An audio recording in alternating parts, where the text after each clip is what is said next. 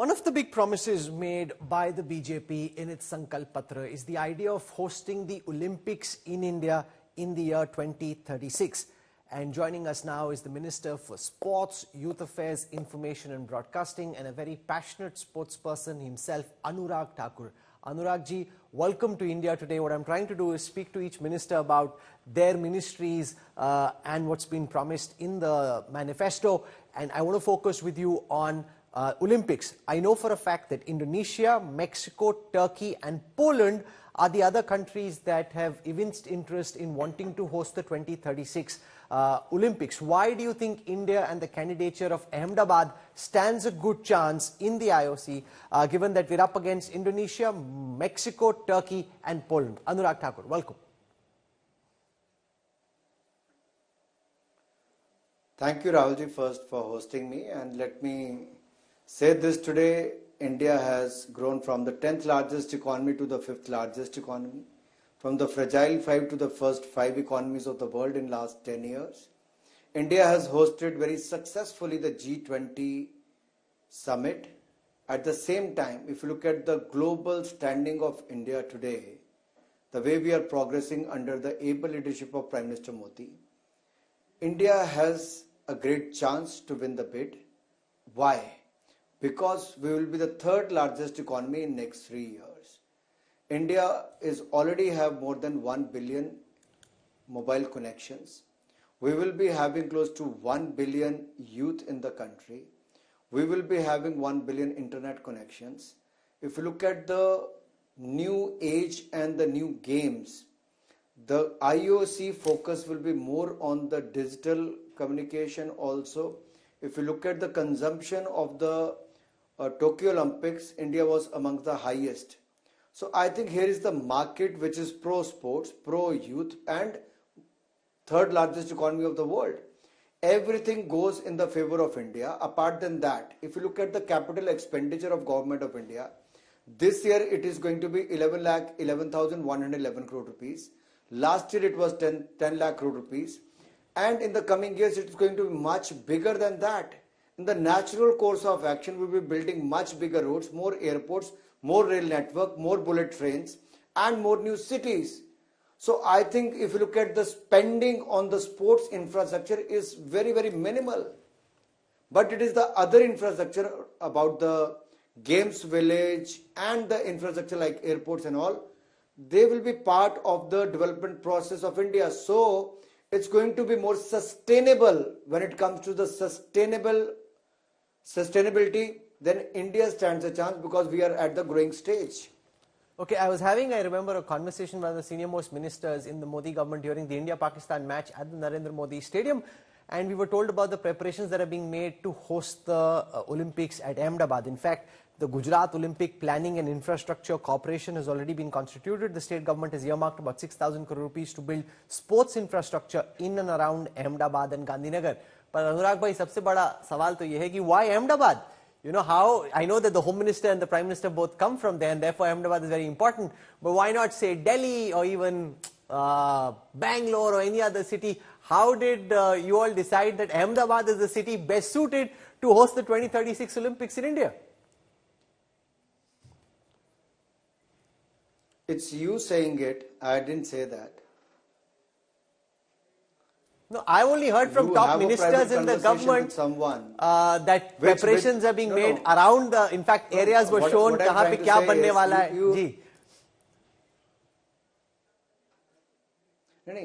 But if you have a private conversation with one of the senior ministers, which I am not privy to, I was not aware what was discussed between two of you, so I would not like to comment on that. All I am trying to say is India, Bharat is ready to host 2036 Olympics, Summer Olympics and 2030 Youth Olympics. In the due course, IOA has to look at which are the city, which are the states are keen interested in that. It is good to see that some states have shown interest. They are making the preparation, which is a good sign for a federal structure like India, where every state has a right to contest for that, and I'm thinking which is a good sign. We could see more and more states coming up if they are willing to spend that kind of money to create the right infrastructure. Why not? So you're making an important point, Minister, because you're also the Union Sports Minister. So you are telling our viewers that so far no decision has been taken that Ahmedabad is the city which will lead India's bid for the Olympics. You're saying if any other city, if Siddaramaiah is watching and he wants to pitch for Bengaluru, or if Stalin is watching and he wants to pitch for Chennai, that all these cities are as much in the fray. It's not been decided that the city where we will try and host the Olympics is Ahmedabad. We are still far from that situation, Rahulji, because the bidding process will start in few months. Still a lot of time to go, in another couple of years that will happen. But India has shown a very keen interest, and Prime Minister Modi himself, while present during the IOC session which was held at Mumbai, a historical session, where Prime Minister himself said that we are going to be the third largest economy and India is set to host the Olympics, which everyone applauded, appreciated and supported. So I think when the time arises for the bid, I'm sure globally we're going to get a lot of support, because they're also looking at the expansion of the game. They are not looking at one city or the other city. They're looking at a country who's hosting it. They're looking at a 1 billion plus population, third largest economy of the world in the coming years, and the largest youth population. Why not? I think there is lot to gain out of India's hosting the Olympics for the world, and India is also going to gain as a soft power to make a mark. Our medal tally is increasing from Tokyo Olympics, Paralympics, Deaf Olympics to Commonwealth Games. We used to hear about scoring centuries in cricket, but for the first time we scored a century in Asian Games by winning 107 medals, and Para-Asian Games 111 medals. So I think on one hand we are looking at creating a sports startup ecosystem, sports infrastructure, at the more sports events like Khelo India, Youth Games, University Games, Winter Games, and now the Para Games also. You could look at how the top scheme has been, put in place to help the elite and the development athlete, to help with the boarding, lodging and training expenses being taken care by the government of India, locally and globally. That is helping them to train well and win more medals. Okay, I just want to tell our viewers that according to Jacqueline Barrett, the director of the Future Olympic Games Hosts Committee, the decision is only likely to be taken around 2030, and the Congress you would have seen is asking, अरे ये तो decide करके बैठेंगे 2030 तक या 2036 तक, आप ही लोग government में बैठेंगे. They saying, how can you decide this? पहले ये तो election जीतो, आप तो बोल रहे हो कि 2030 में आप ही होगे. Congress thinks उनका भी number आएगा.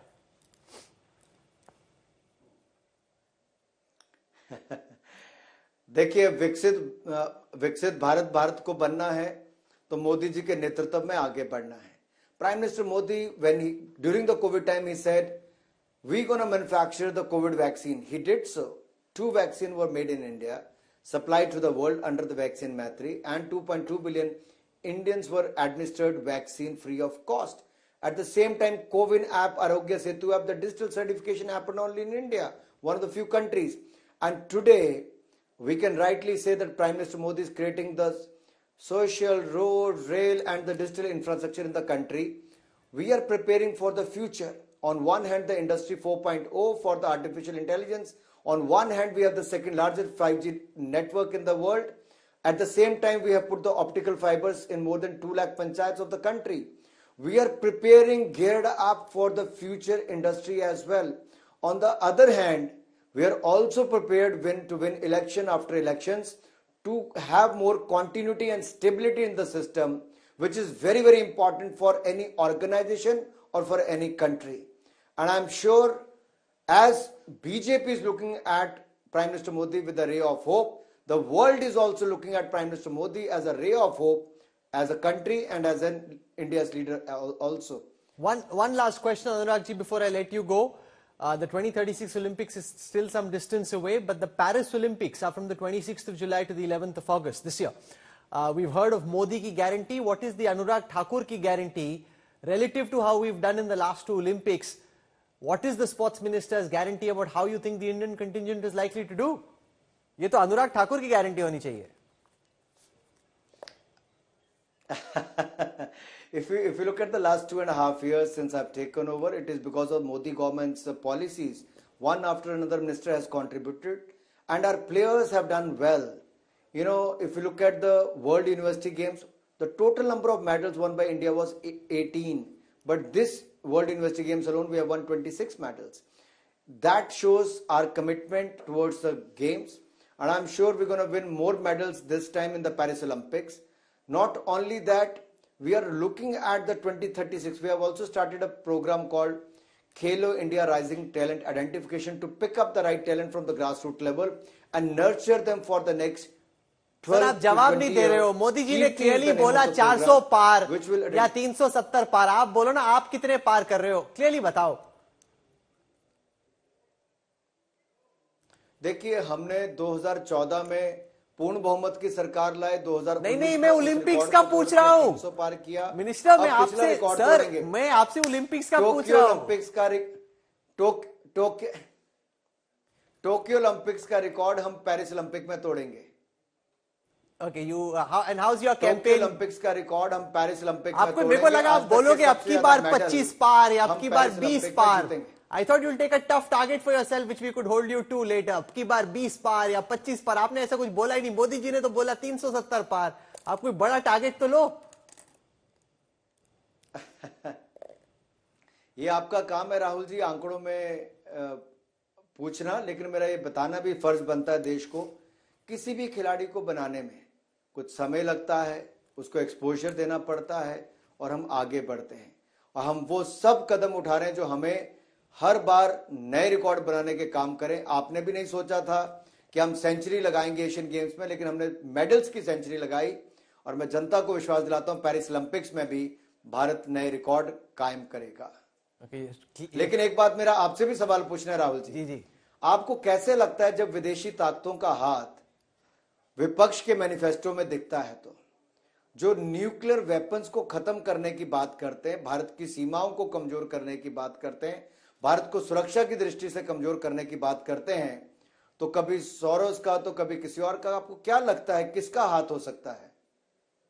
No, that's an important question the Prime Minister has been asking. That's a question that you're asking as well. I am not absolutely going to comment on behalf of the opposition. It's for the opposition to answer for themselves and the promises. But what they can say, Minister, is that agar aap Congress ka manifesto dekho, they can say we are giving lots of tangible takeaways. That's their claim. From legally mandated MSP to having this apprenticeship act. They can say that, 50% plus reservation, doing away with the cap on SC/ST reservation, 10% quota in all kinds of jobs. They can say we are giving more tangibly to the Indian voter than the government. How do you respond to this, Minister? The only takeaway from Congress is that China has taken away thousands of square kilometers of land in last 60 years of poor governance of Congress party. Pakistan has occupied the Kashmir land and taken away that land under the poor governance of Congress party. Kachativu Island is taken away by Sri Lanka because of the negligence of the Congress party. That is the takeaway. And that is what Congress is trying to do, weaken the country. They have not given the bulletproof jackets in the last 10 years when they were in power. They put the economy as a fragile, among the fragile 5 economies of the world in those 10 years. And not only that, Rahul ji, if you look at the banking system itself, out of the 12 public sector banks, 11 were under the PCA framework. They were in losses. And today, 12 out of 12 are making profit. 1,16,000 crore rupees profit last year. Their market cap has gone from 4 lakh crore to 17 lakh crore rupees. Their NPA has come down from 15% to 3% only, and it will further go down to 2.5% next year. If you look at the fiscal deficit, it was 5.2%, which has come down to 2%. If you look at our forex reserves, it was $287 billion, which has gone up to $620 billion. If you look at the export, it was only $387 billion, which has gone up to $766 billion. If you look at the marine export, it has gone up from $5 billion to $9 billion. If you look at the mobile manufacturing, we are the second largest importer of the mobile phone. Today we have become the second largest manufacturer of the mobile phones. iPhone itself, the Apple has provided more than 1.5 lakh jobs. All I'm trying to say is, Modi government worked with Sabka Saath, Sabka Vikas. They are working on the divide and rule strategy, Tukde Tukde gang. They stood by the Tukde Tukde gang. They have involved the Tukde Tukde gang in their party, and now their manifestos are coming in Tukde Tukde. RJD is coming with their manifesto, TMC is coming with their manifesto, Congress coming with their manifesto, Aam Aadmi Party is coming with their manifesto. So what kind of alliance is this? If they are coming in bits and pieces, what kind of alliance is this? Do you think they can decide on a leader? Na inke paas neta hai, na niti hai, na hi ek manifesto hai. Okay, we leave it over there. Minister Anurag Thakur, all the best for your campaign in Himachal Pradesh. We look forward to seeing you on the campaign trail. Thank you very much Thank you for taking out time to join us. Thank you, sir.